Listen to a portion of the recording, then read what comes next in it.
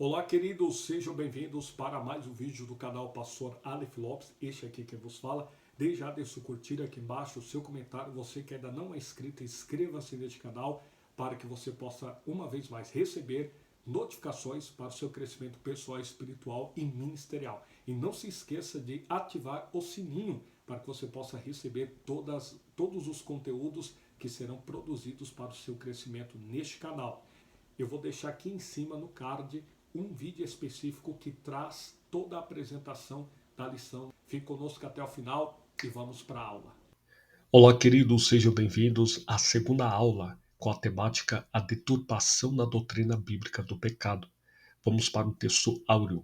Por isso, nenhuma carne será justificada diante dele pelas obras da lei, porque pela lei vem o conhecimento do pecado. Aos Romanos, capítulo 3, versículo 20. Verdade prática.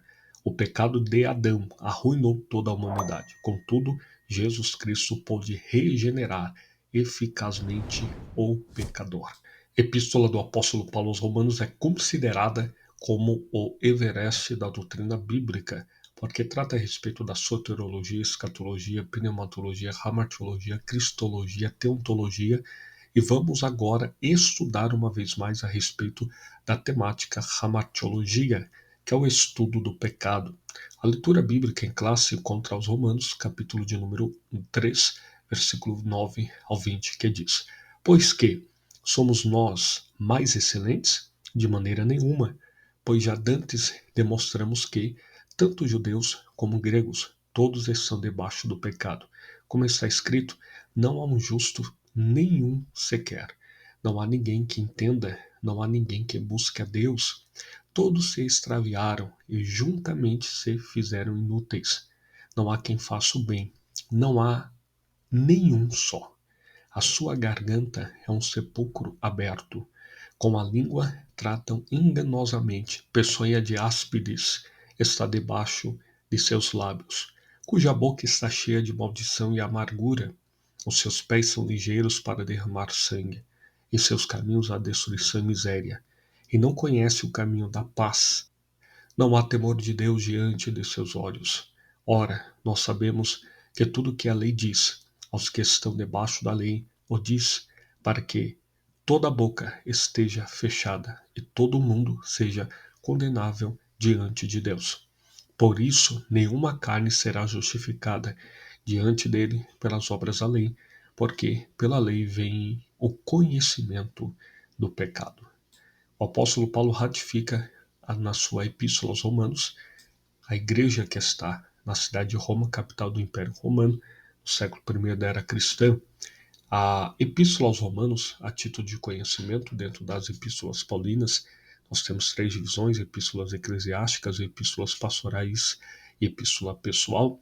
Nós temos a epístola aos Romanos, a única que Paulo não escreve de punho. Quem transcreve a carta de Paulo aos Romanos é Tércio de Icônio, no ano 55-56 depois de Cristo. Introdução.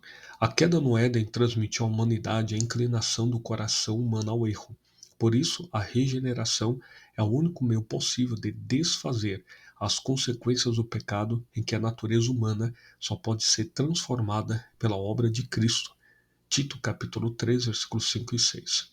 Não obstante, por influência de teologias modernas, a doutrina do pecado vem sendo deturpada e enfraquecida. Esse processo abriu as portas para a normalização do pecado em muitos lugares denominados cristãos. Nessa lição, vamos estudar o perigo dessas teologias para a ortodoxia cristã. A palavra-chave dessa lição é pecado. Primeiro subtópico: o ensino bíblico da natureza pecaminosa. A definição do pecado. O termo pecado, dentre os termos para o pecado, destacamos o substantivo hebraico kata, cuja raiz significa errar o alvo. Gênesis capítulo 4, versículo 7.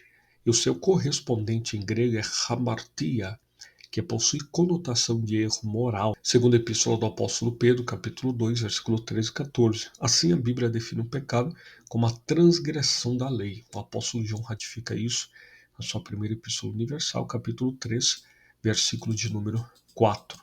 Importante que se diga que o termo pecado na sua etimologia significa dizer errar o alvo.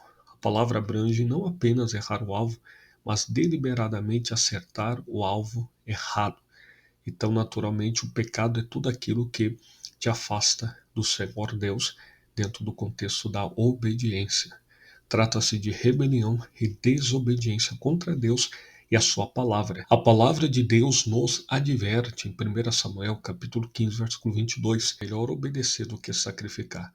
Além disso, o pecado afasta o homem de Deus e, por se omitir em fazer o bem, também é um pecado. Aquele que pode fazer o bem não faz, peca. Portanto, o pecado é a condição do homem não regenerado e só pode ser expelido por meio do novo nascimento, conforme o Evangelho de Jesus, segundo escreveu João, capítulo 3, versículo 3 ao 7.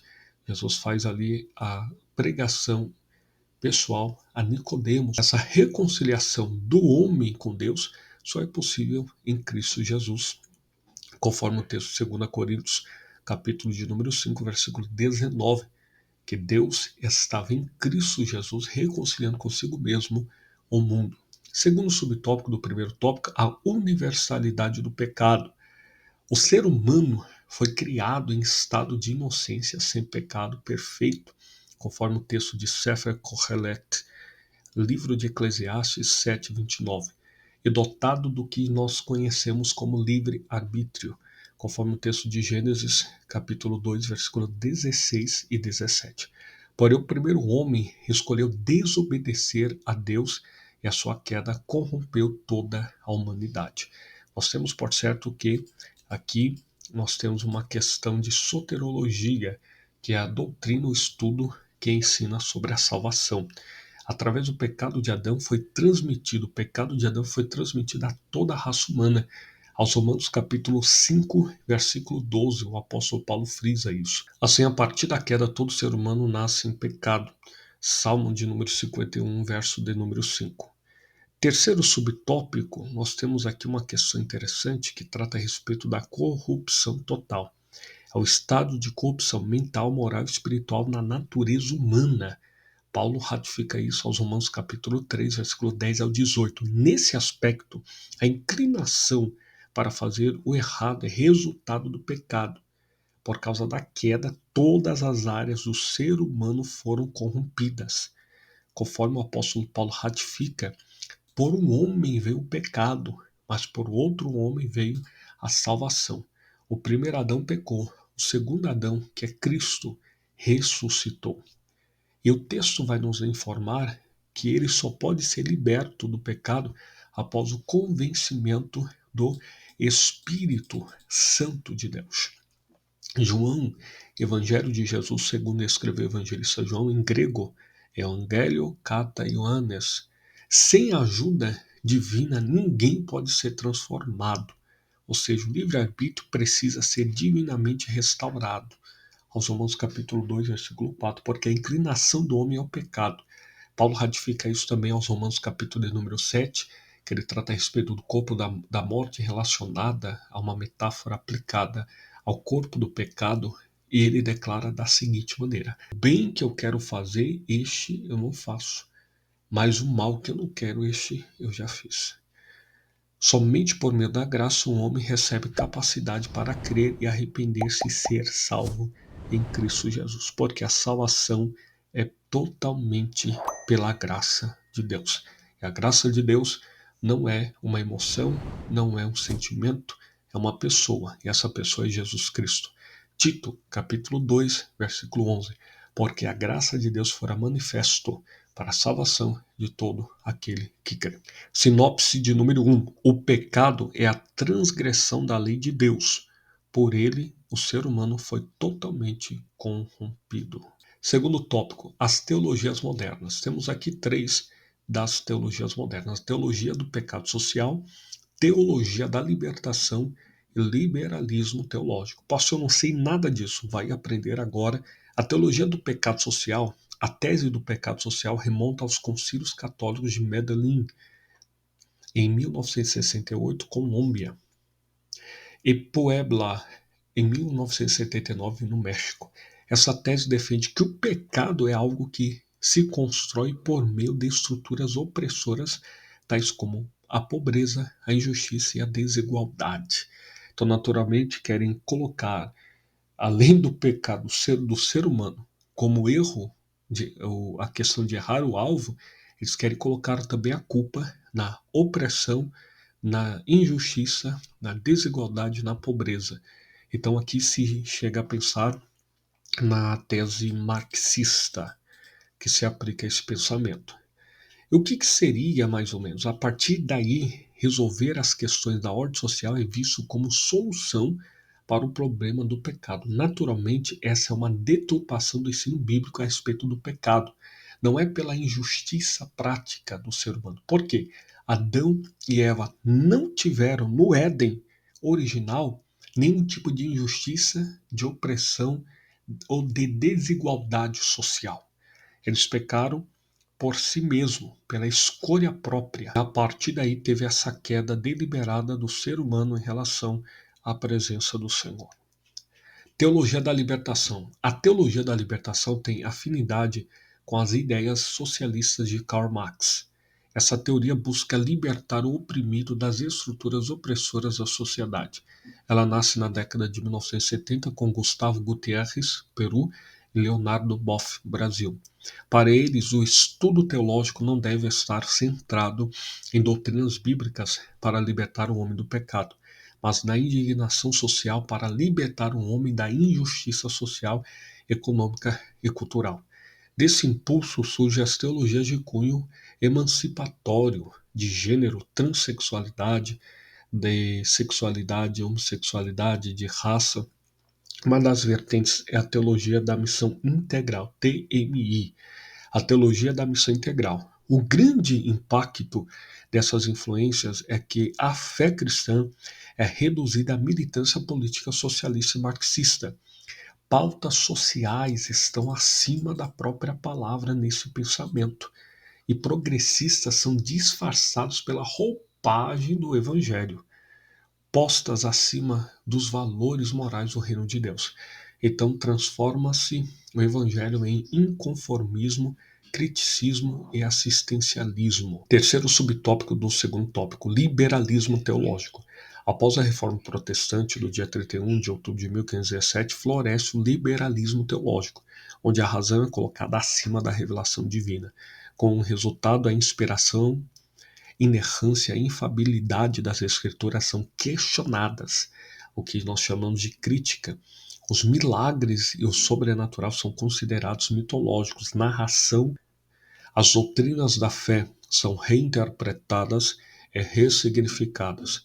Troca-se a mensagem da salvação de arrependimento, confissão de pecados e mudança de caráter por uma visão progressista que enfatiza a transformação social pelo paradigma do marxismo. Assim, o pecado é relativizado, o comunismo religioso é propagado e toda experiência espiritual é considerada válida. O ideário da teologia liberal é de oposição às antigas doutrinas bíblicas que se fundamentam na revelação das Escrituras Sagradas. Sinopse de número 2.